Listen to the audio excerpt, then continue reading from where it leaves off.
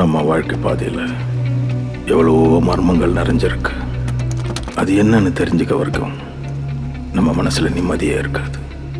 இந்த தேடல் நம்மளை எவ்வளோ தூரம் கூட்டிகிட்டு போகும்னு நமக்கு தெரியாது.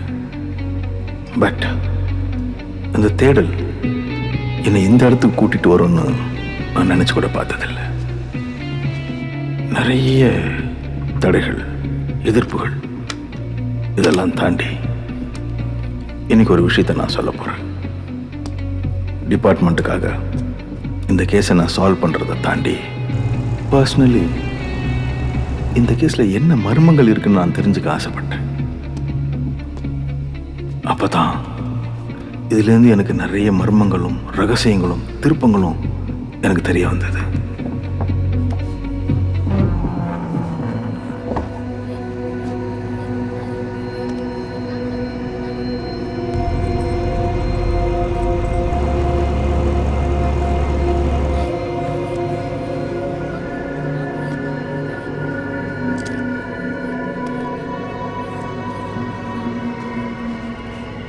நாம வாழ்ற இந்த வாழ்க்கையில தப்பு சரின்னு எதுவுமே கிடையாது. இது எல்லாமே நாம பார்க்குற பார்வையில தான் இருக்கு. நாம வாழ்ந்துகிட்டு இருக்கிற இந்த உலகத்தையே நாம ரொம்ப மோசமானதுன்னு சொல்லிக்கிட்டு இருக்கோம். எதனால?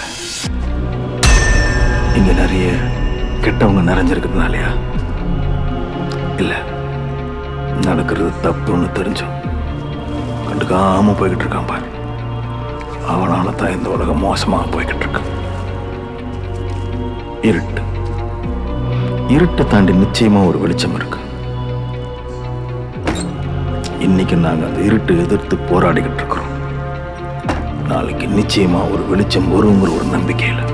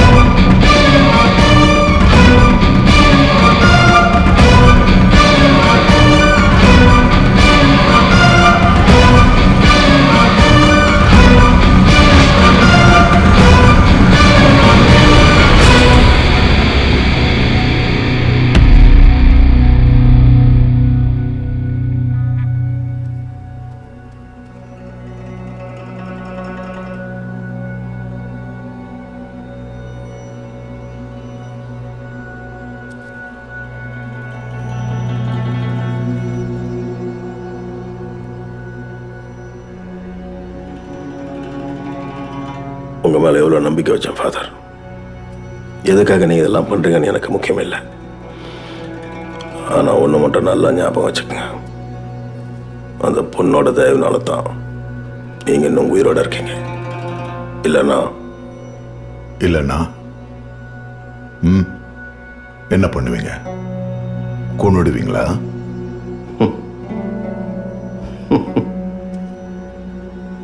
அப்புறம் உங்களுக்கு எனக்கு என்ன வித்தியாசமா இருக்கு?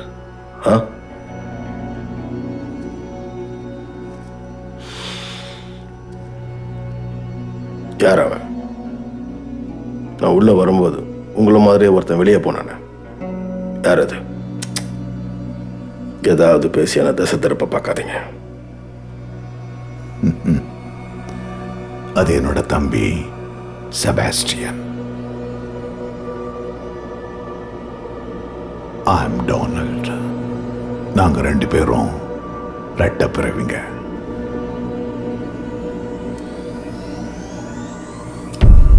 "62 வருஷத்துக்கு முன்னாடி பஞ்சம் பழைக்கிறதுக்காக ஒரு பொண்ணு நந்தேசம்ங்கிற ஒரு மலை கிராமத்தில் இருக்க டீ எஸ்டேட்டுக்கு வேலைக்கு போனான். அங்க இருந்த சில கொடூர மிருகங்களான ஆம்பளைங்க அவளை கற்பழிச்சாங்க. அந்த மிருகங்களால பிறந்த ரெட்ட பிறவிங்க நாங்க தான்.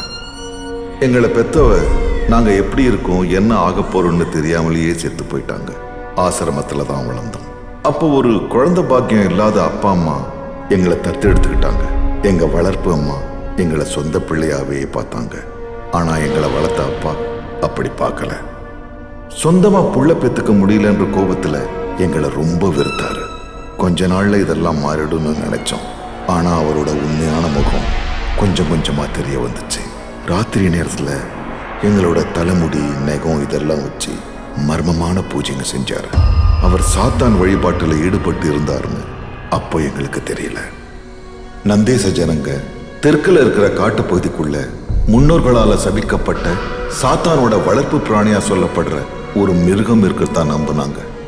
சாத்தானுடைய வேதப்படி அந்த மிருகம் தனக்கு கீழே வேலை செய்யற தூதுவர்களை தேர்ந்தெடுக்கும்.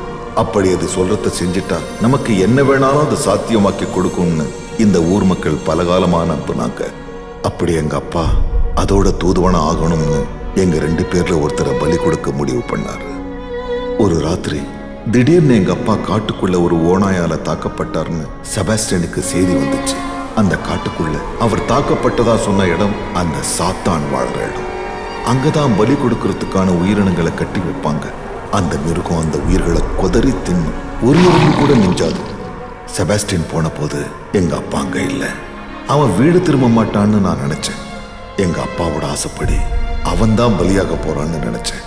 ஆனா எங்க அப்பாவுக்கு தெரியாது, பல மிருகங்கள் செஞ்ச பாவத்துல பிறந்த செபாஸ்டியன் ஒரு மிருகம் தான். அவன் உயிரோடு திரும்ப வந்தான். இதை பொறுக்க முடியாம எங்க அப்பா செபாஸ்டியனை கொல்ல முயற்சி பண்ணாரு. ஆனா என் தம்பிக்கு எதுவும் ஆகக்கூடாதுன்னு எங்க அப்பாவை நானே கொன்னுட்டேன். இதெல்லாம் பார்த்து அதிர்ந்து போன எங்க அம்மா எங்க 2 பேரோட நலனுக்காக பழிய தான் ஏத்துக்கிட்டு ஜெயிலுக்கு போயிட்டாங்க. திரும்பி அனாதானம். நாங்க வளர்ந்த ஆசிரமத்திற்கே போனோம். அங்க வேலை பார்த்த மைக்கேல் ஃப்ரேஸ் எங்களுக்கு குருவானாரு. ஆன்மீக சிகிச்சைன்னு காத்து கருப்பு அடிச்சவங்களை குணப்படுத்தினார். அதை எங்களுக்கும் கத்து கொடுத்தாரு. நாட்கள் போக போக செபாஸ்டியனோட குணம் கொஞ்சம் கொஞ்சமா மாற ஆரம்பிச்சது. அவனுக்கு உள்ள இருந்த மிருகம் வெளியே தெரிய ஆரம்பிச்சது. செபாஸ்டியன் நைட்ல தனியா வெளியே போக ஆரம்பிச்சான். எங்க வளர்ப்பு அப்பா மாதிரி அவனும் நிறைய வினோதமான பூஜைகளை செய்ய ஆரம்பிச்சான்.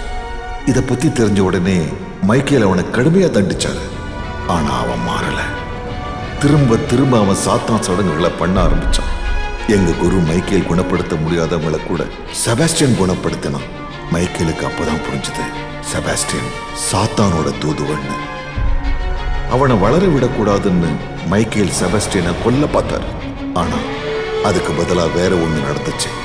ஒரு நாள் விடிய காலையில செபாஸ்டியன் காட்டுப்பகுதியில ஒரு மிருகத்தோட மண்டை ஓட்ட வச்சு ஒரு வினோதமான சத்தம் எழுப்பினான். இதை கேட்ட பெண்களுக்கு ஒரு மாதிரி பைத்தியம் பிடிக்க ஆரம்பிச்சது. அந்த பெண்கள் எல்லோரும் மைக்கேல் ஃப்ரேஸ் வீட்டுக்கு பித்து பிடிச்சு ஓடினாங்க. அவர் வீட்டு முன்னாடி எல்லோரும் கொடூரமா கழுத்தை வெட்டிக்கிட்டு செத்தாங்க. மைக்கேல் தான் சூனிய வச்சு அவங்கள கொன்னுட்டாருன்னு மக்கள் நினைச்சாங்க. அவரும் கைது செய்யப்பட்டார். திரும்பவும் நாங்க தனிமைக்கு தள்ளப்பட்டோம். செபாஸ்டியன் தலைமறைவாயிட்டான். நான் இந்த ஆன்மீக சிகிச்சை முறைகளை வச்சு மக்களை குணப்படுத்திக்கிட்டு இருந்தேன். மறுபடியும் என்னால குணப்படுத்த முடியாத நேரம் வந்துச்சு. அப்போதான் செபாஸ்டியனை தேடி போனேன். அவன் இப்போ ரொம்ப பெரிய மிருகமா மாறி இருந்தான். சின்னதா ஒரு குழுவை சேர்த்துக்கிட்டு அவன் சாத்தான் வழிபாட்டில் ஈடுபட்டுக்கிட்டு இருந்தான். அவன் கூட இருந்தவங்களுக்கு தேவையானதை நடத்தி காட்டணும். பல நரபலிகளுக்கும் கொலைகளுக்கும் செபாஸ்டியன் ஒரு காரணமா இருந்தான். அவன் மிருகமா மாற எங்க அப்பாவோ மைக்கேலோ காரணம் கிடையாது. மற்றவங்க கஷ்டப்படுறத பார்த்து சந்தோஷப்படுறவங்களால தான் இதெல்லாம் நடக்குது. தைரியமா ஒரு விஷயத்துக்கு சண்டை போடாம கோழைத்தனமா நரபலி மாந்திரிகம்னு தப்பான வழிகளை தேடி போற மக்கள் இருக்கிற வரைக்கும் இவனை யாரும் அழிக்க முடியாது. பெரிய பவர்ல இருக்க அரசியல்வாதிங்க அவங்களுக்கு சாதகமா எல்லாம் நடக்கணும்னு செபாஸ்டியனை வளர்த்து விட்டுக்கிட்டு இருக்காங்க. ஆனா அவனோட லட்சியம் இவங்க வீசுற பணத்துல இல்லைன்னு அவங்களுக்கு இன்னும் புரியல.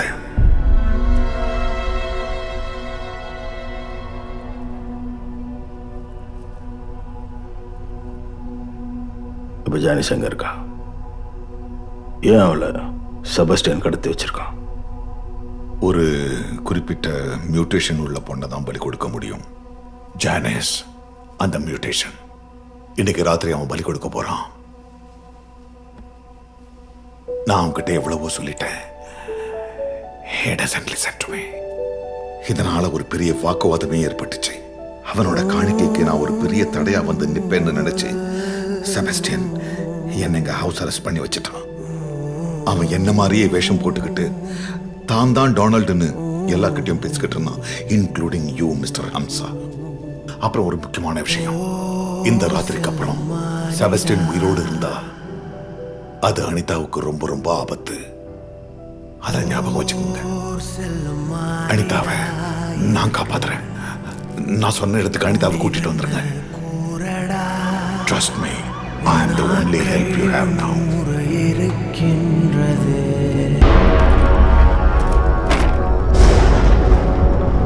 எல்லா கடவுளும் பயப்படுகின்ற என் கடவுளே, சிக்கி தவிக்கும் இந்த குழந்தையின் நிலை மாற உன் காலடியில் தஞ்சம் புகுந்திருக்கிறாள். இவளை ஆட்கொண்டிருக்கும் வியாதி தேவதைக்கு கட்டளையிட்டு இவள் குணமாகட்டும். உன்னை நான் ஆராதிக்கிறேன். நீயே கதி, நீயே வழி.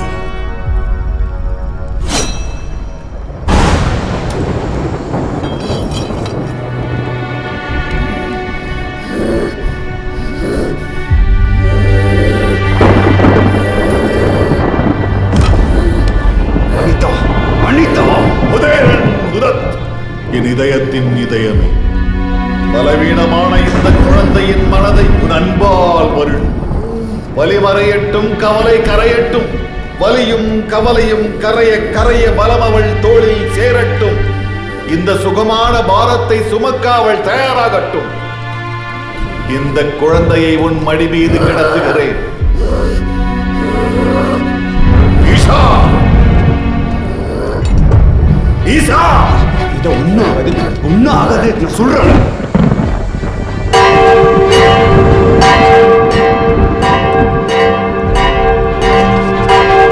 மன்றாடுகிறேன் எங்கள் ராஜாவே, எங்கள் பாவங்களை மன்னித்து இந்த சடங்கு சரியாய் முடிய பலன் கொடு. வாழ்த்திடு. உன் கருணையால் இந்த குழந்தை தைரியமாகட்டும். நான் பயந்தாலும் என் கடவுளே, உண்மையில் என் நம்பிக்கை குறையாது.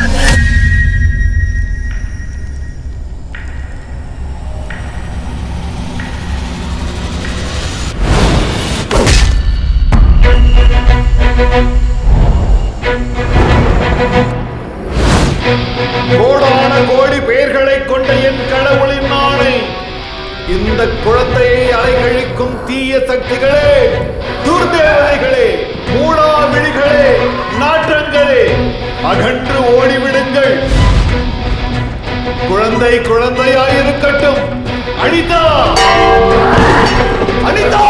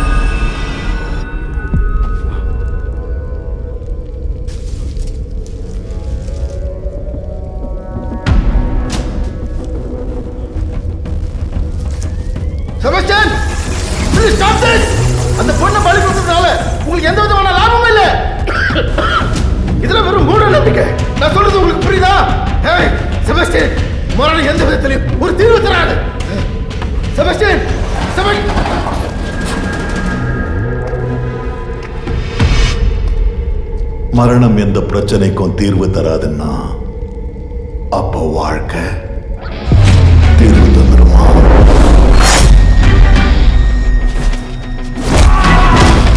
இந்த மனித இனம் எத்தனை ஆயிரம் வருஷமா ஆண்டவன் நல்லவங்களை தான் சோதிப்பான்னு மைண்ட கண்டிஷன் பண்ணி வச்சிருக்கீங்க. அப்போ இந்த உலகத்துல கெட்டவன் தான் வசதியா வாழ முடியும்னு நம்பிக்கைய ஒத்துக்காத கோழத்தனம் தான் உங்களை உயிரோடு வச்சிருக்கு. கெட்டவங்கிற வார்த்தை கூட இன்னைக்கு மாறி போச்சு.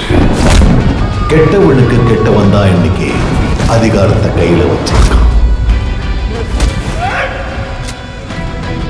வாழ்க்கையே பிரச்சனைன்னா மரணம் தானே தீர்வு.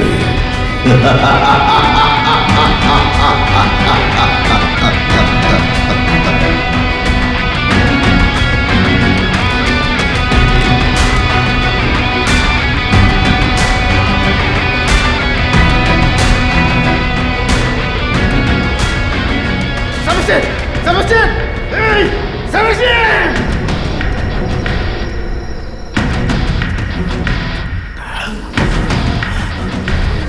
வெளிச்சமேனை தீண்டாது இருட்டின் பிறப்பே, குழந்தை நீ பேயாய் மாறாதே. உன் பல்லின் விஷம் உன் மீதே பதியட்டும்.